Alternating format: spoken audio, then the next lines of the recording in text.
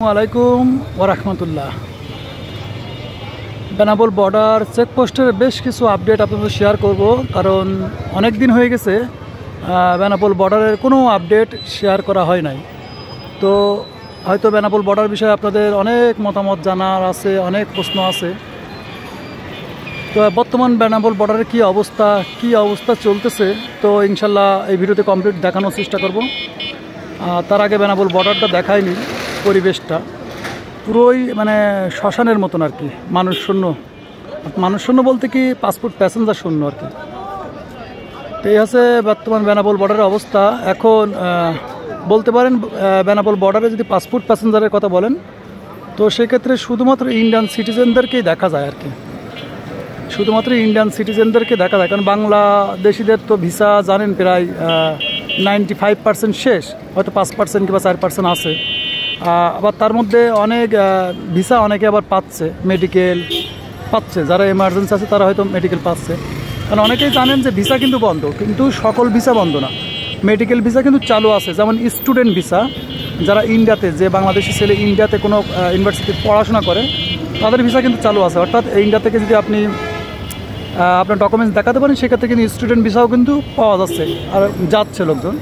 তো সেক্ষেত্রে এই মুহূর্তে কিন্তু শুধুমাত্র মেডিকেল ভিসা এবং স্টুডেন্ট ভিসাগুলো লক্ষ্য করা যায়, আর যাদের ভিসা ছিল তাদের। এবং আরও বলতে পারেন যে ভিসা অনেক মানুষের আছে, অনেকে অনেকভাবে পাচ্ছে।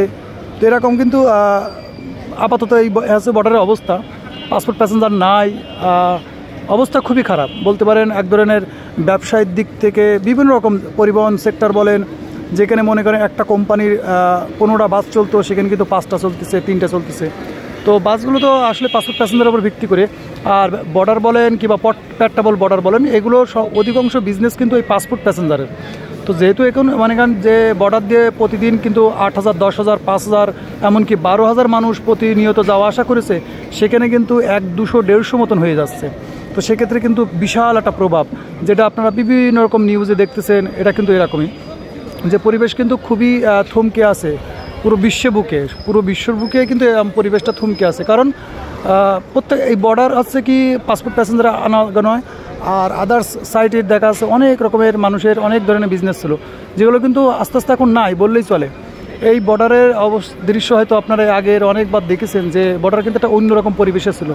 আর বর্তমানে বলতে পারেন যে বর্ডার এক ধরনের বলতে পারেন থাকায় এক ধরনের। তারপরেও আমি অনেক দিন ভিডিও দিই না, কারণ ভিডিও দেওয়ার কোনো কারণ খুঁজে পাই না। কারণ অধিকাংশ মানুষ এখন জানে বর্তমানে বেনাপোল বর্ডারের অবস্থা কী।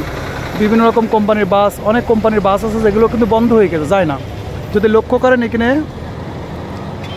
একটা বাস দেখা যাচ্ছে, যেটা এনআর শ্যামলী, ঢাকা কলিকাতার বাস। এরকম 2-5টা কোম্পানি এখন অ্যাভেলেবেল আছে, যেরকম সোহাগ, শ্যামলী, গ্রিন লাইন, এনআর, এরকম বেশ কটা পরিবহন আছে। আর বাদ বাকি অনেক পরিবহন ছিল লোকাল, সেগুলো কিন্তু অনেকেই কিন্তু আপাতত অফ করে দিয়েছে, কারণ পাসপোর্ট প্যাসেঞ্জার নেই। তো এখানে ব্যয়বহুল একটা প্রতি মাসে কিন্তু এক ধরনের বলতে পারেন খরচ। এই টার্মিনালের মধ্যে জায়গা থাকতো না। আরও জানেন যে পৌরসভার একটা টার্মিনাল আছে, সেখানেও কিন্তু জায়গা হতো না। তা সেই সব দৃশ্যগুলো যদি লক্ষ্য করেন, তো পুরো বর্ডারটা একটা অন্যরকম পরিবেশ হয়ে গেছে।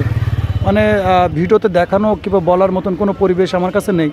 তারপরেও যেহেতু আমাদের ফেসবুক পেজটা আমাদের কাছে অ্যাক্সেস হারিয়ে আছে, যার কারণে আমরা কিন্তু daily news Benapole border Facebook পেজের উপরে কিন্তু আমরা আপডেট দিচ্ছি ইনশাল্লাহ।